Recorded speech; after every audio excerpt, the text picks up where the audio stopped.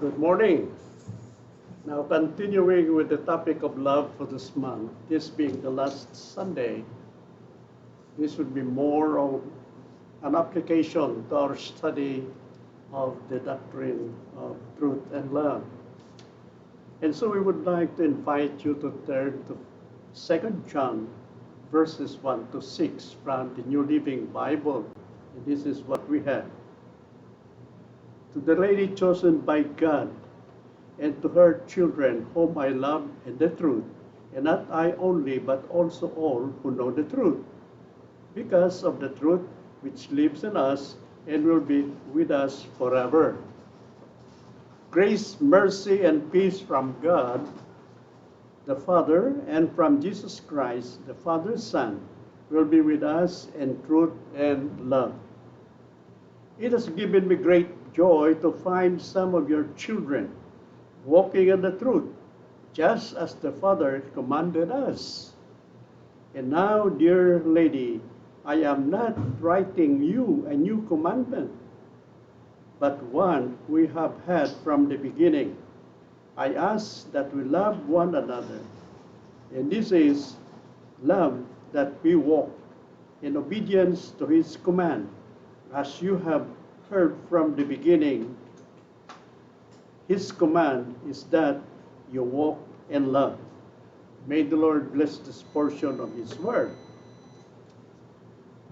If you go back to the passage, you notice that the Apostle John emphasized so much two concepts which are very, very important in Christian doctrines and ministry.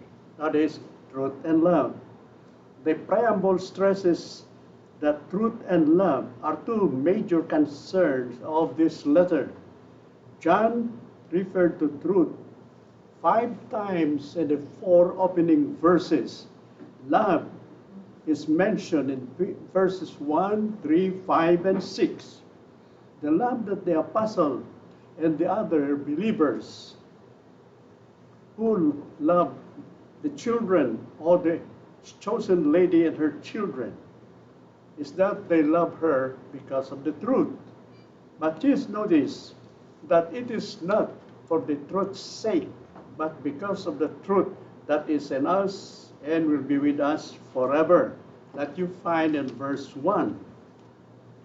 So here we are, speaking about truth and love, the relationship one with the other, and at the same time to know that it is very possible to love not based on truth, and also that you can have truth without love. It doesn't work at all. The two qualities must be balanced in such a way that the purposes of God are accomplished, and that these two qualities are paramount in the pursuance of that purpose. Speaking about the truth, the importance of truth cannot be overestimated.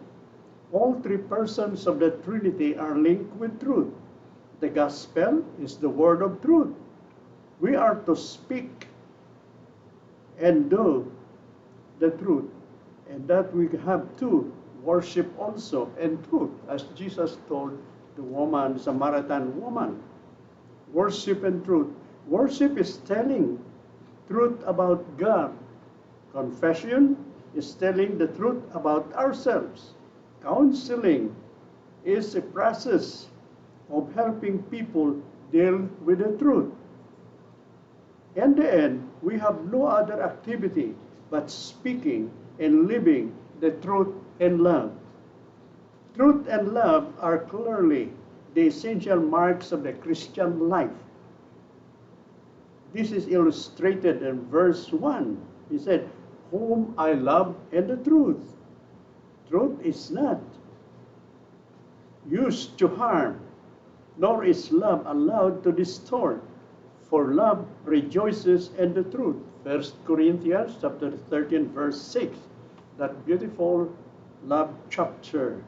With love and truth are needed for health in all relations. So that's as far as truth is concerned. Now we turn to love. What do we have? For example, speaking about love, We know that the Word of God says that God is truth and also that God is love. So the essence of God is love. It is also said that love is the essence of faith, as love is the essence of God. So here, we will find some beautiful instructions concerning love that maybe may not have entered even the mind of some of you. But the Word of God is very plain, it's very clear, and very incisive as it is instructive in this way. Speaking of love, love is the heart of the Christian message when all is stripped away. When we go back to sources and starting points, it is all about love. God created the world and the universe because He wanted to show His love and wanted to be in a relationship of love with those who could freely respond to Him. Everyone, it seems, believes in love. Every religion, every ideology, every political party, every creed approves of love. This means it is very easy to be in love with the idea of love without ever discovering what true love is or living a life of love. Here in 1 John and also 2 John and 3 John, and even in the Gospel of John, all written by the Apostle himself, the love spoken of is not sexual attraction.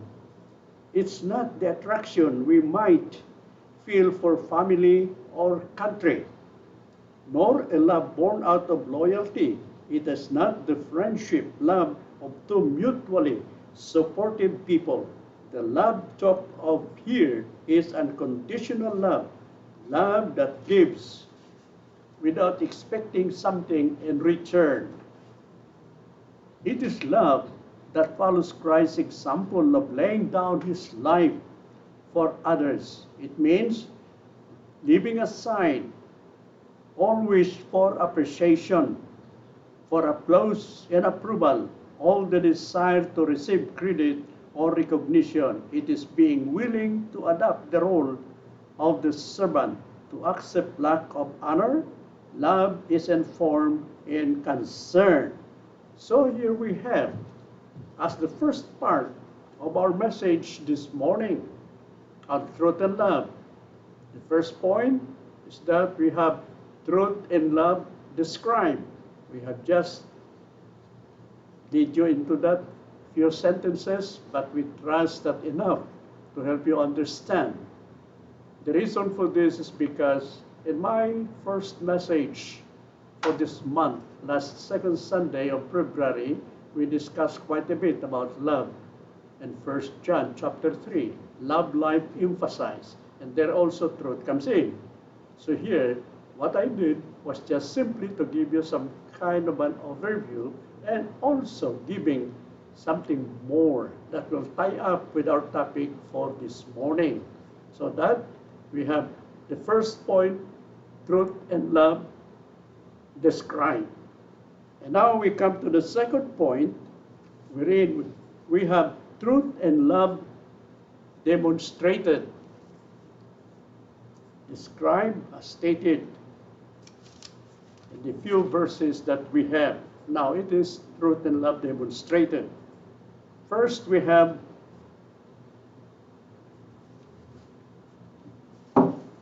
loving and the truth. Now it is interesting that as you turn to this particular letter of the Apostle John, the second letter, here you will find that John is not only emphasizing love, but it is loving in the truth. Quite interesting. So the question is asked, why did John and the other believers love this congregation? And the answer is right here. Not for the truth's sake. It is because of the truth which dwells in us and shall be with us forever. What John is saying, we don't love you for the sake of truth, no. But the truth is already in us as a believer. When we were born into the family of God, we have partaken of the divine nature. And God is love. God is truth. So we have that in our system. Because now the Spirit of God indwells us. And the Spirit of God is the Spirit of truth. In the same way that God the Father is truth, God the Son is truth, and the Word of God is truth. So here, we have loving and the truth. So it is quite interesting for us to learn that John is emphasizing, I and the other believers who love you not for truth's sake, but because the truth is in us. In other words, it is that truth that energizes, enables us, or causes us to love you. And that truth remains in us and shall be with us forever. If we are Christians, we are to love our neighbors and even our enemies. But we are to love our fellow Christians even more by the special bond of truth. Now, mark that. We are to love our fellow Christians even more with the special bond of truth. Truth is the ground of reciprocal Christian love. We do not love others because we are temperamentally compatible or we are naturally drawn to each other. John is categorical when he says, because of the truth we share. Loving and the truth. Heretics and professing Christians, as mentioned by John. Here, verse 7, and then 1 John chapter 2, verse 19. They may leave us. And John said, they left us because in the first place they are not one of us. Pretenders, professors, possess of Christianity without possessing Jesus Christ. So here, this kind of people may join us and leave us anytime according to their own desires and purposes. But in the community of true believers, love remains. The reason for that is because of the truth that endures. This truth is in us and it will remain, and as long as it remains in the heart of the believers, then love also endures forever.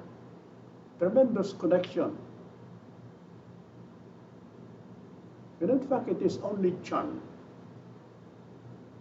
that has been speaking concerning this. Later on, we will turn to the Apostle Paul in Ephesians 4, verse 15 as one of the texts suggested for this morning's message. But it is John who gives us a very good study. The insights are quite deep and also one that stirs up the mind as it warms the spirit and also the heart. So again, it is here that we are what? We love one another because of the truth we share. So here we find that as far as what John is concerned, or the Word of God is concerned, as long as there is truth and that truth endures, then love will also remain and endures. Oh, it's a tremendous thing. If this is so, and Christian love is founded upon biblical truth, we shall never undermine that love because, we try to diminish the truth. Now, maybe this could be explained in this manner. There is a trend, for example, that today we have to love one another for God is love. But then, their own understanding of love here is not the same as what John is saying. It is not because of the truth. It is not based on truth, but rather simply love, whatever that kind of love. It may turn out to be a superficial kind of love. But John is saying true love, as taught in scriptures, is one that is based on truth. So loving and the truth. That's why he told the chosen lady. By the way, the chosen lady here may not exactly be a lady, but simply some kind of a name for a local congregation. That's why John introduces himself as the elder to the chosen lady and her children. Now the question is, why has John to do that?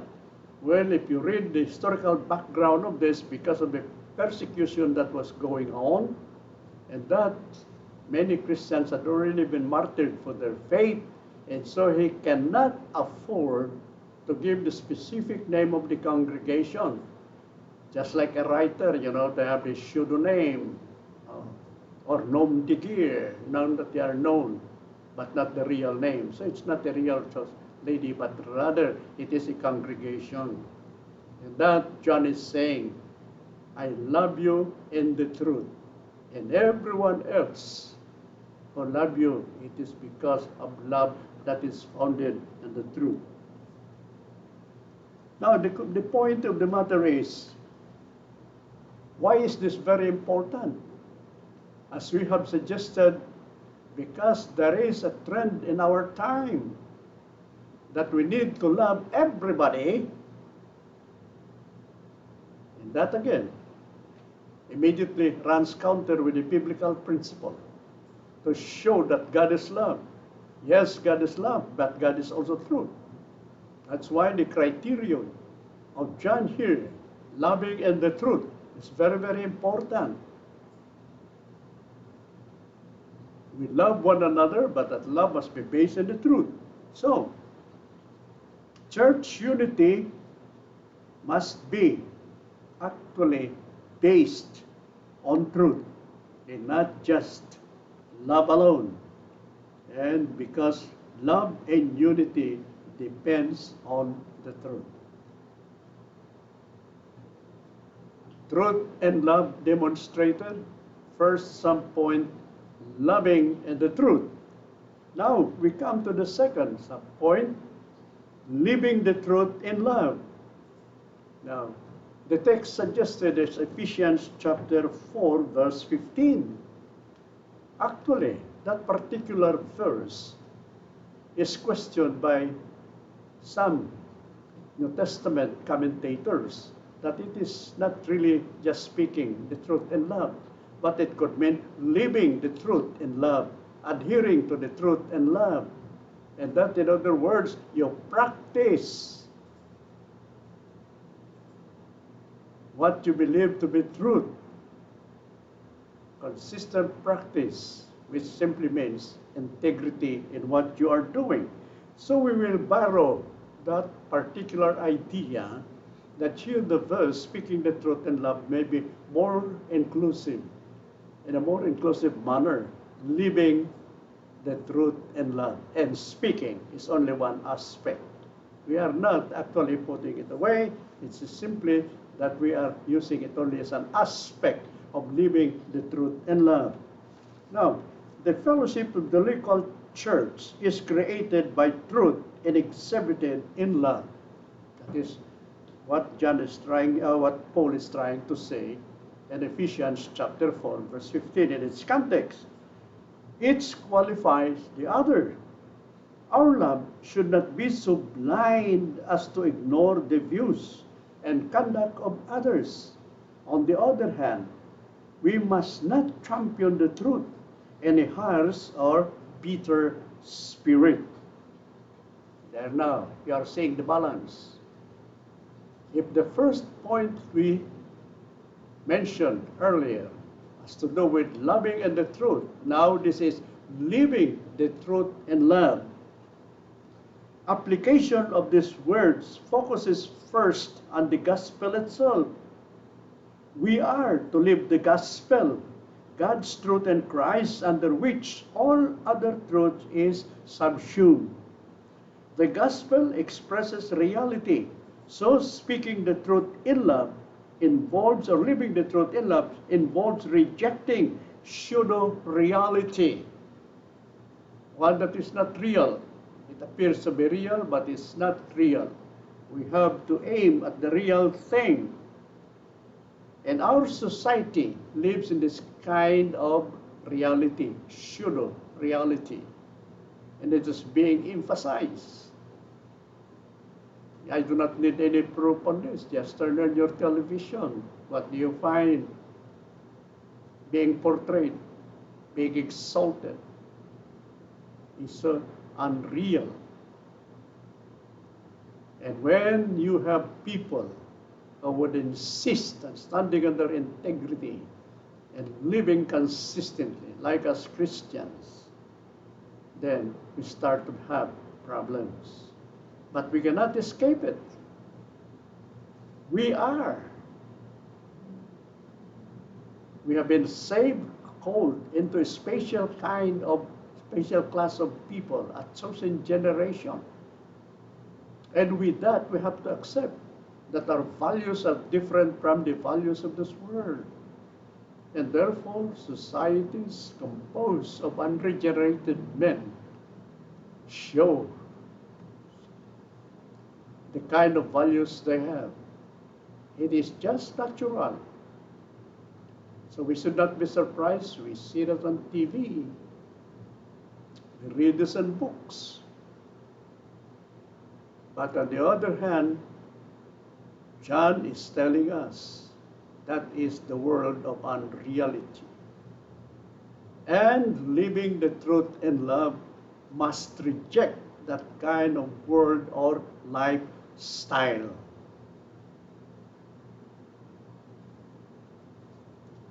Why is that? Because it contradicts the very principle for which it stands for. This is the reality that living the truth seeks to communicate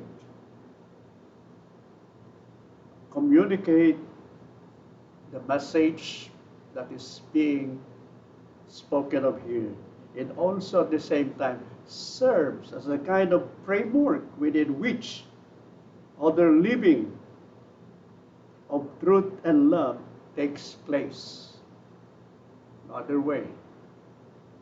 Living the truth and love is no abstract exercise.